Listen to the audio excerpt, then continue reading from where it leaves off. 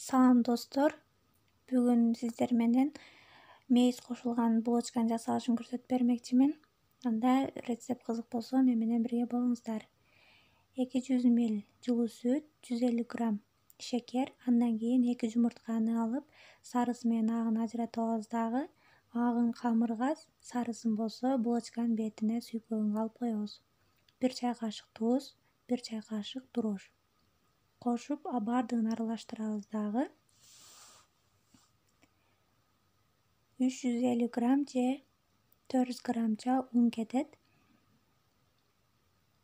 Жакшылап жумшак кылып камыр жууруп алабыз. Унду дагы азырактан кошобуз. Андан кийин 100 мл өсүмдүк майын кошобуз.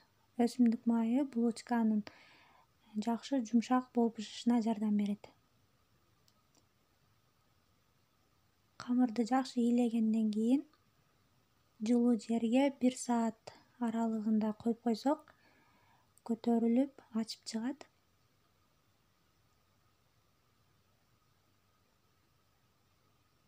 Арадан 1 саат өттү, менин камырым ачыды. Өзүңүздөр көрүп тургандай аябай жумшак. Ашыкча жерлерин чыгарабыз дагы.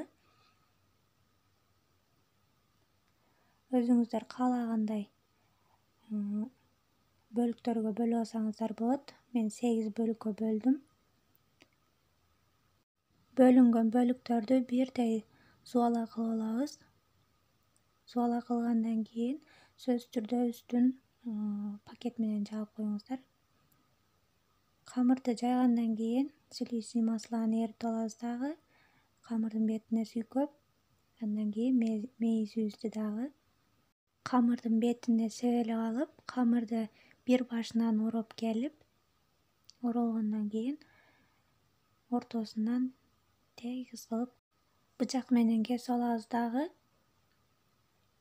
Камырдын эки учун ушундай кылып оройбуз.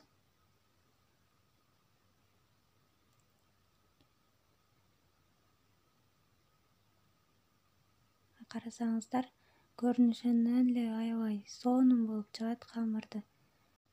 Бардык булочкаларды жасап алгандан кийин духовкабыздын листине пергамент кагазын коюп, булочкаларыбызды тизип 20 мүнөткө коюп койсок, аябай көтөрүлүп чыгат. Жумуртканын сарысын жакшылап чалып алабыз дагы.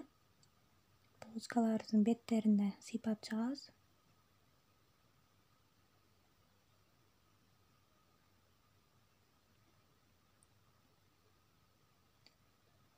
Духовкага салгандан кийин 200 градуста 30-35 мүнөттө пишип калат. Мынакей менин булочкаларым бышып чыкты.